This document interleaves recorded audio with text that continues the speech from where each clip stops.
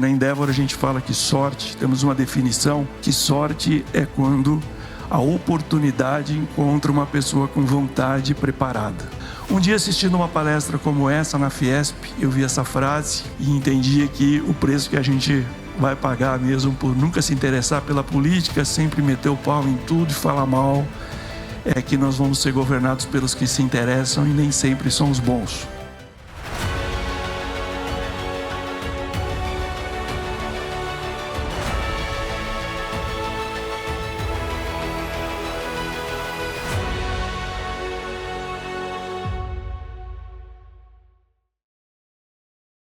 Bom dia, é um prazer muito grande estar aqui, queria agradecer muito o IFL, aos presentes, e eu fui convidado para contar uma história aqui hoje para vocês da minha trajetória.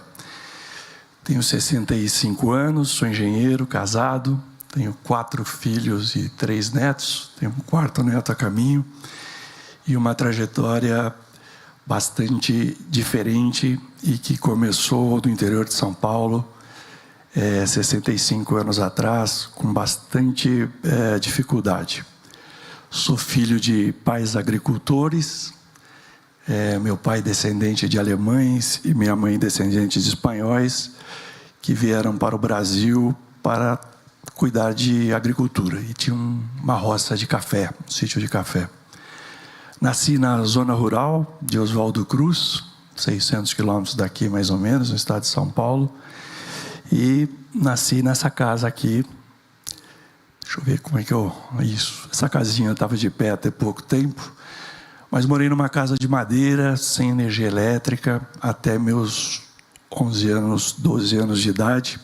E sem energia elétrica não era sem Wi-Fi, né? É sem televisão, sem geladeira, sem luz à noite, onde se conversava muito, muitos valores, muitas histórias. Estudei numa escola rural, até o 4º ano primário, era a escola que tinha. A gente caminhava junto pelos sítios, encontrando os amigos nas porteiras.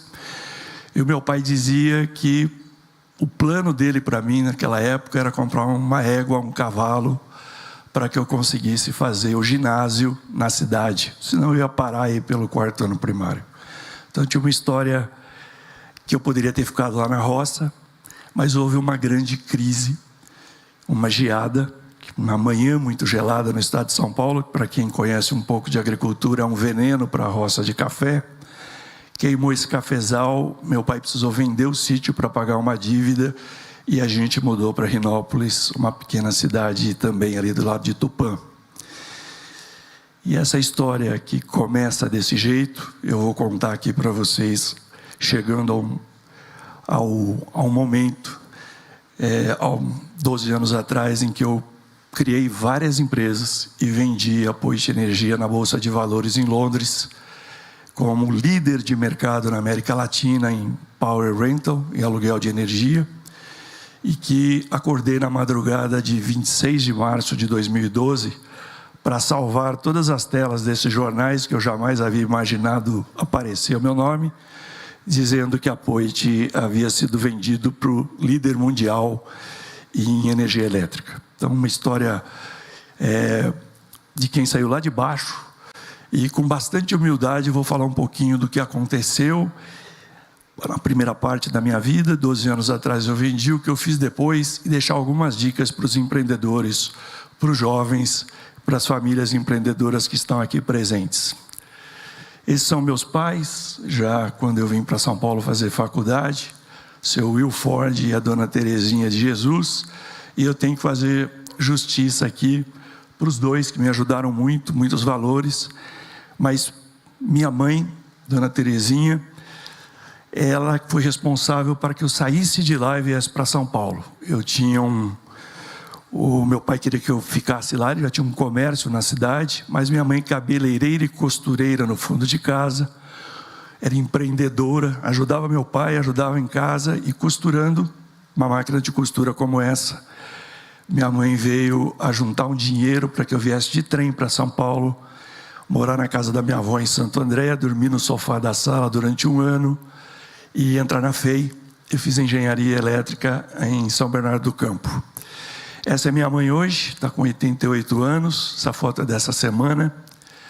Infelizmente ela está com Alzheimer e ela está bem esquecida. E toda semana eu conto essa história para ela um pouquinho, ela fica feliz, às vezes ela chora. Ela fala, mas é verdade tudo isso, filho, eu posso agradecer. E ao ladinho do copo ainda cheio, que eu posso agradecer minha mãe toda semana, me emocionar com ela, por ter mudado a história da família e me dado a oportunidade da educação. Acho que a grande coisa que fez com que eu atravessasse esse deserto, entre a roça que eu mostrei para vocês, e estar aqui nesse palco com essa honra hoje, e todas as coisas que eu fiz, e vou falar um pouquinho, eu devo a meu pai e minha mãe, e a força que ela fez para que eu estudasse, para que eu fizesse uma faculdade, para que eu me desenvolvesse. E eu sou aquilo que na Endeavor, eu sou empreendedor em Endeavor, como o Eduardo que vai falar também aqui depois. A Endeavor é uma ONG que apoia o empreendedorismo no Brasil.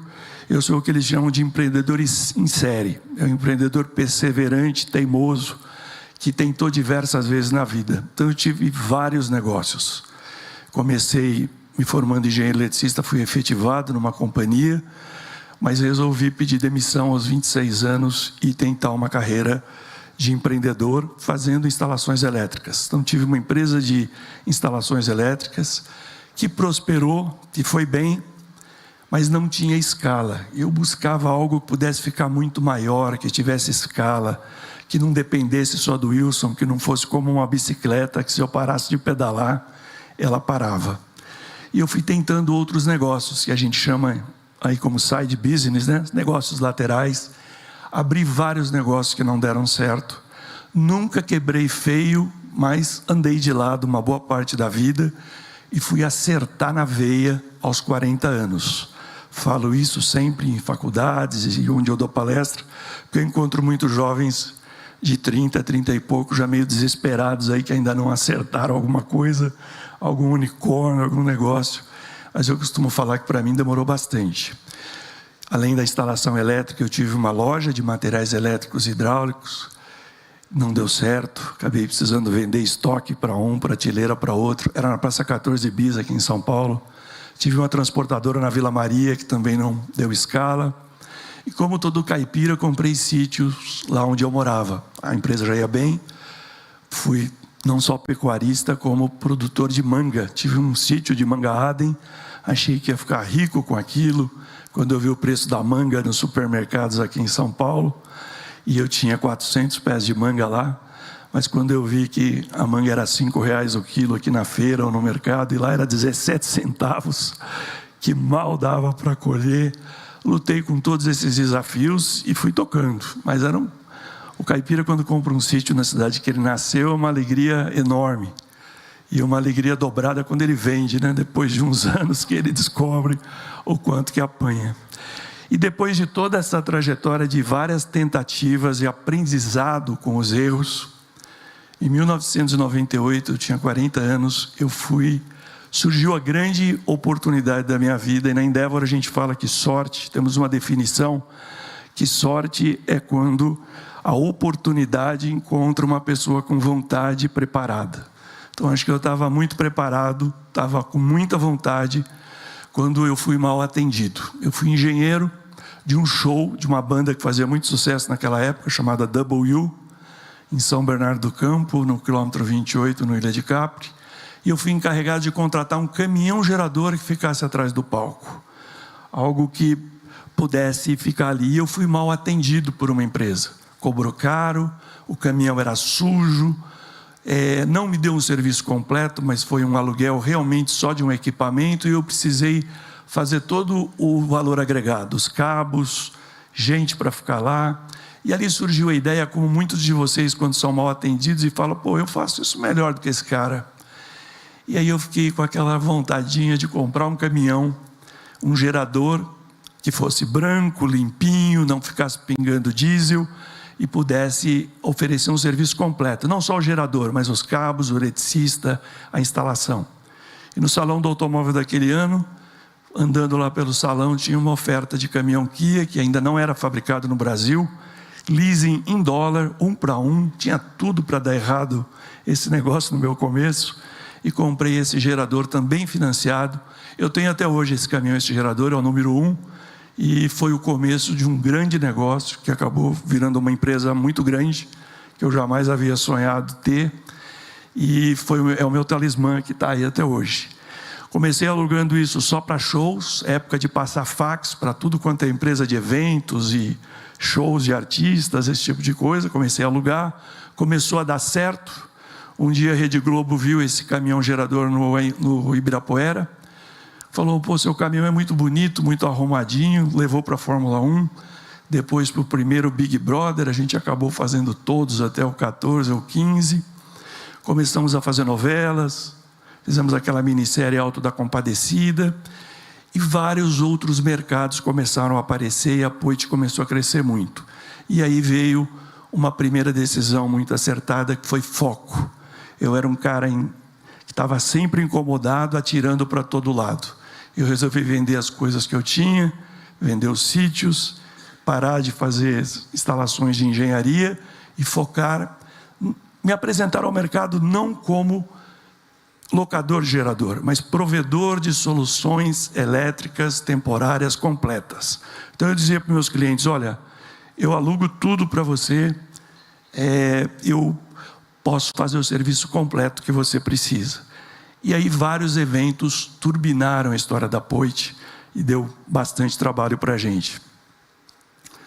Um dos fatores importantes da nossa história foi 31 de dezembro de 99. Quem é da minha geração aí lembra que o mundo iria acabar nessa noite, por alguns motivos religiosos, ou se não, principal aí do pessoal de TI, eram os computadores que não iam saber interpretar 99 para 2000. E o bug do milênio, o famoso bug do milênio, trouxe muito desespero de que precisava se fazer alguma coisa nessa noite de 31 de dezembro. E eu tive um insight muito bom. E a partir de agosto de 99 eu comecei a comprar, mesmo afiado, mesmo com crédito, toda a produção de gerador que eu encontrava. Seja da Stemac em Porto Alegre, da Caterpillar, da Cummins. Quando chegou em novembro eu estava lotado de equipamentos e o mercado não tinha mais geradores. Eu não vendia, nós só alugávamos. Minha esposa Marta, que está aqui comigo, me honrando hoje com a presença, estava do meu lado já, e sabe o quanto trabalhamos naquele final de ano. Todo mundo queria alugar, seja grandes bancos, Bolsa de Valores, Serasa, empresas de televisão, todo mundo queria um gerador, porque pode ser que ia acabar a luz na noite do fim do mundo, ia demorar um tempo para voltar, ninguém sabia. E a gente só alugava por 4 meses, dezembro, janeiro, fevereiro e março, e já que o mundo ia acabar, a gente queria receber adiantado. E todo mundo pagou adiantado. A gente recebeu, valores eram altos, porque havia uma procura muito grande. Como todo mundo sabe, ficamos acordados aquela noite, mas não aconteceu nada, graças a Deus. Muita gente ficou com o gerador até março, outros renegociaram, mas a gente ficou com muito equipamento e ganhamos a mídia espontânea. Viramos notícia de TV, me aproveitei muito da mídia. Falo muito que em política e empreendedorismo a versão, às vezes, é maior que o fato e pode nos ajudar. Então, contar a história do que a gente fazia fez com que a gente fosse para alguns meios de comunicação e a Poit pudesse ir crescendo. A gente começou a fazer grandes shows. Esse é um show na praia de Copacabana. A gente já tinha geradores maiores e, como eu disse, o sonho começou a crescer muito rápido. Abrimos filiais no Rio, depois em Brasília, depois no Nordeste, e começamos a aprender um outro game, que era o de desapegar do dia a dia e pensar mais estrategicamente. Eu deixei de ser um engenheiro eletricista para ser um engenheiro financeiro. E o Salim Matar, que eu sei que também é um grande apoiador aqui do IFL, foi meu padrinho por vários anos. Uma conversa que eu me atrevi a procurá-lo e pedi conselhos para ele, porque ele alugava carros e eu alugava caminhões geradores. Voltei de Belo Horizonte e depois ficamos amigos por muitos anos e eu passei a olhar meu negócio de uma maneira diferente, sobre o aspecto realmente de engenharia financeira. Aqui já há eventos muito grandes, esse aqui por coincidência uma parada da Suzano, acho que lá no Espírito Santo a gente fazia muitas paradas de empresa que precisam de muitos geradores, e nós não falávamos não para nenhum cliente. A gente sempre falava assim. Então surgiu privatização de telecom no Brasil, torres de celular para todo lado, da banda B, da BCP, da ATL, da Nextel, e botavam as torres de celular e depois não tinha energia. A gente subia qualquer morro, qualquer montanha, seja com vacas puxando geradores, às vezes horas e horas, e aqui no Brasil, e também fomos para o Chile. Aqui alugamos helicópteros, aqueles helicópteros grandes, tipo aqueles que a gente vê da Guerra do Vietnã, para transportar nossos geradores para a Cordilheira dos Andes, para a Patagônia, em vários locais. O sonho ficou grande demais e os próprios clientes nos chamavam. Poit, não tem ninguém aqui no Chile que faz um serviço completo como você. Venha para cá. E a gente abriu filial ali, depois na Argentina, depois no Peru, e fomos nos espalhando para todo o Brasil. Chegamos a ter uma usina muito grande em Roraima, que até hoje é um sistema isolado, mas a gente chegou a tocar a cidade de Boa Vista, a capital, com uma usina termoelétrica muito grande, alugada para o governo. Trabalhamos muito pouco para o governo, mas trabalhamos para a Petrobras, em plataformas, e a Poit foi se espalhando, filial em Macaé, Cuiabá, na Amazônia, em Lima, no Peru, e eu precisei me afastar do dia a dia e aprender um outro game, que foi encontrar pessoas melhores do que eu, delegar muito, criar um conselho, ter uma governança e auditar a empresa, porque era um negócio de capital intensivo. Essa é a usina de Roraima. E chegamos no momento, em 2010, 2011, em que nós já éramos tidos como líderes de mercado na América Latina e sempre assediados para vendermos a empresa. Várias vezes eu quase vendi, passei por due diligence que não vingou, mas eu aprendi que meu negócio era de capital intensivo. Nos Estados Unidos e na Europa era um negócio de grandes fundos de investimento. E comecei a me preparar para um IPO, que era um sonho maior ainda, mas em 2011, como muitos se lembram, o Brasil foi escolhido para ser sede da Copa do Mundo de futebol e sede de uma Olimpíada, que era algo inédito, de uma mesma vez, e seria daí a alguns anos. E o líder mundial nesse negócio, que faz todas as Olimpíadas e Copas do Mundo e atende sinistros no mundo todo, é a Greco, em Londres, passou a nos assediar muito mais. Eu fiquei convencido que se fosse uma boa oferta era hora de vender, porque eu sempre acredito que tem hora de sair, tem hora de entrar e tem hora de sair. E fizemos um roadshow. Andamos pelos Estados Unidos, pela Europa, contratei um escritório bom de advocacia, advisors, e fizemos esse negócio que foi anunciado na Bolsa de Valores em Londres, como eu mostrei ali nos jornais, em 26 de março de 2012. A venda da Poit foi uma grande notícia, foi um fato importante na vida da nossa família, foi um negócio enorme, que trouxe um dinheiro suficiente para a gente montar um family office. E aos 53, 54 anos, havia até combinado com a Marta, com meus filhos, que a vida ia ser mais leve, mais tranquila, queríamos estudar vinho, entramos na ABS, aí ela acabou concluindo os cursos todos, mas eu fiquei só no começo. Fiquei um ano mais ou menos contando histórias, como a que eu estou fazendo aqui hoje, mas aí veio um desafio novo, um novo ciclo na minha vida, que é a segunda parte, antes de terminar, que eu vou contar. Um dia, assistindo uma palestra como essa, na Fiesp, eu vi essa frase e entendia que o preço que a gente vai pagar mesmo por nunca se interessar pela política, sempre meter o pau em tudo e falar mal, é que nós vamos ser governados pelos que se interessam e nem sempre são os bons. E eu achei que ia ser covarde se não aceitasse. Alguém me procurou, vejam só os senhores, e me disse assim: Fernando Haddad ganhou eleição para prefeito de São Paulo, era 2013, e está procurando 2 secretários que nunca tenham sido políticos. Na época, Jorge Gerdau indicou Marcos Cruz, da McKinsey, para ser secretário da Fazenda, e eu fui indicado pelo grupo da Endeavor para ir lá falar com o Haddad. Nos demos muito bem, a conversa foi ótima, e eu resolvi entrar como presidente da SP Negócios, uma empresa para melhorar o ambiente de negócios para empreendedorismo e atrair investimentos para São Paulo. Rapidamente eu cresci dentro da prefeitura, acabei virando secretário de turismo durante a Copa do Mundo, aquela época do hashtag não vai ter Copa. porque faltava tanta coisa para fazer, e eu acabei indo para a luta e trabalhando com eles. Saí do Haddad 2 anos e meio depois, acabei ficando meio sozinho lá, no meio de vários secretários. Me dou bem com o Haddad até hoje, mas eu tinha colegas e secretários do PSOL, do PT, de outras correntes políticas. Deixei a prefeitura, achei que não voltava mais. Fui surpreendido com a vitória do Dória e um anúncio dele já no programa Roda Viva, logo depois da eleição, quando perguntaram se tudo do governo anterior não prestava, ele disse: olha, eu gosto do Wilson lá, do Poit. E culminou com um convite para ser secretário do Dória. Então eu brinco sempre que sou o único caipira que acabei secretário do Haddad, do Dória e do Bruno Covas. Essa aventura toda durou, minha aventura toda na área política durou 9 anos da minha vida, foi muito rica. Eu transitei da extrema esquerda para a direita, aprendi muito. Com o Dória, eu fui secretário de desestatização e parcerias, que justamente foi falado aqui na primeira palestra sobre redução do tamanho do governo.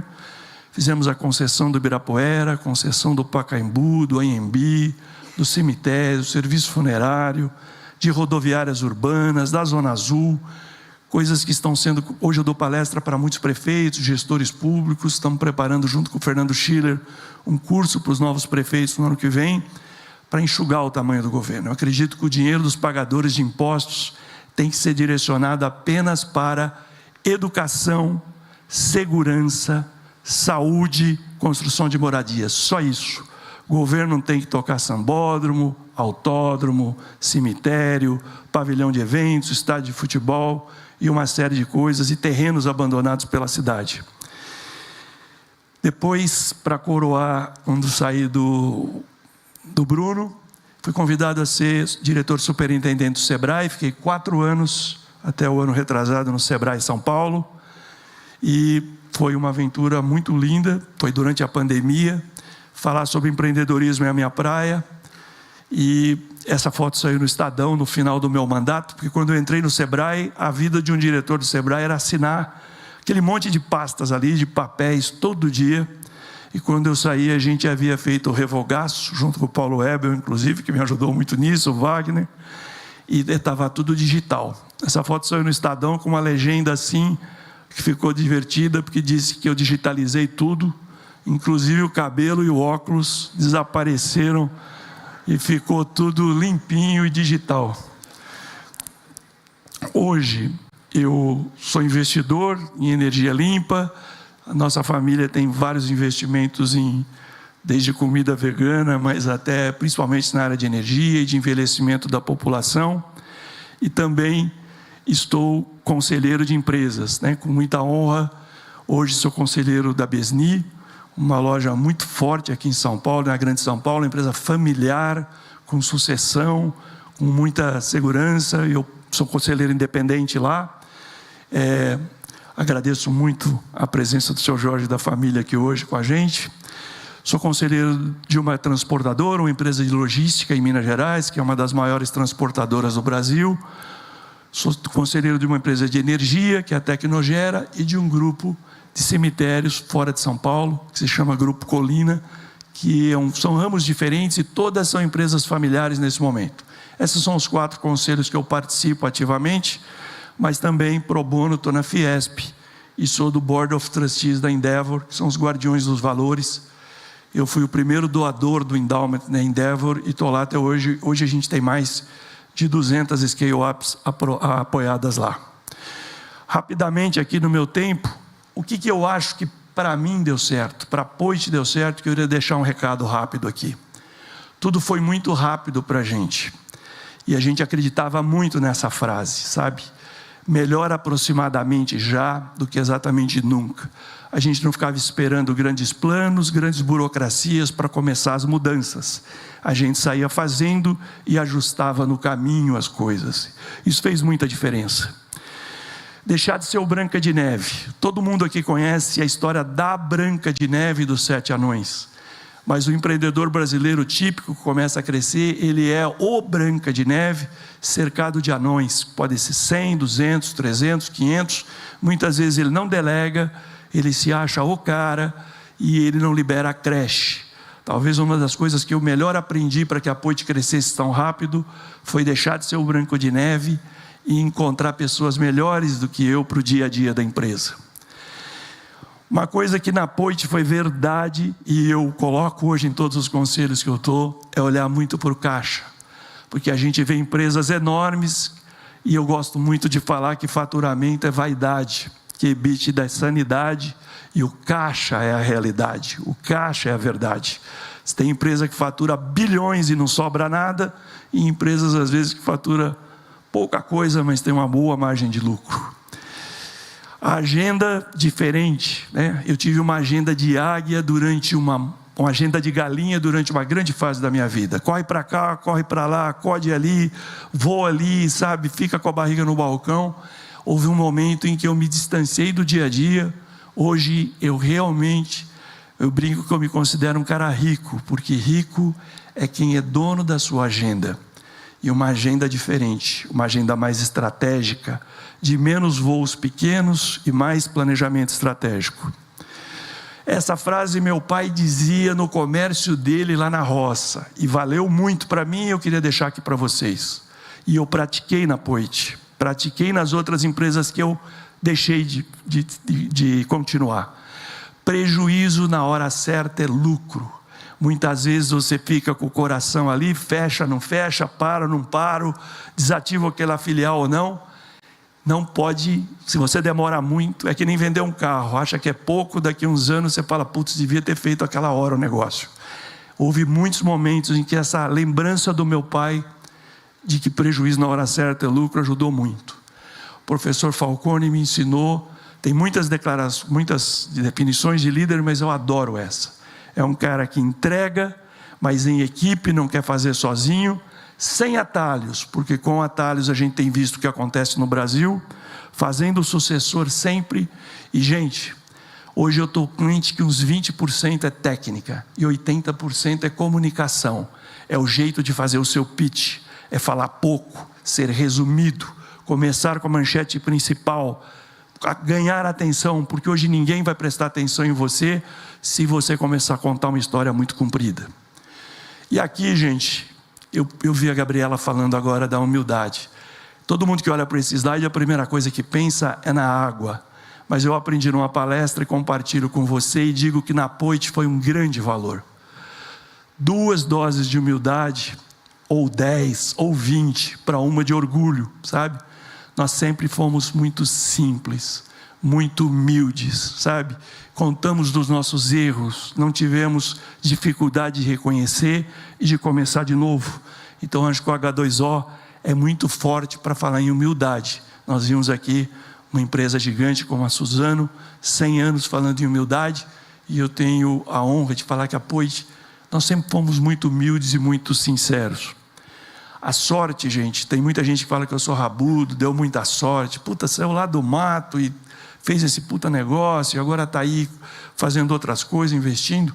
Mas a sorte nunca me achou parado, trancado num quarto, ou só vagabundando, sabe? A sorte chegou, eu estava sempre em movimento, estava sempre agitado, viagens me deram muita sorte, eventos como esse me deram muita sorte.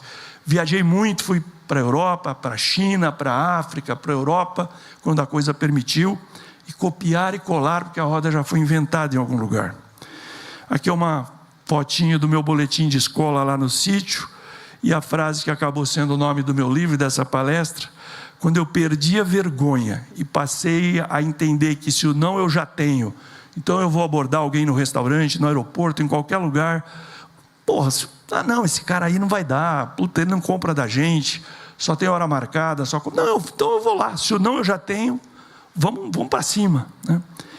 De novo, lembrando da casinha de onde eu saí, com muita humildade, maior honra de contar dessa história, onde eu vivi com os meus pais, onde eu passei muita necessidade também.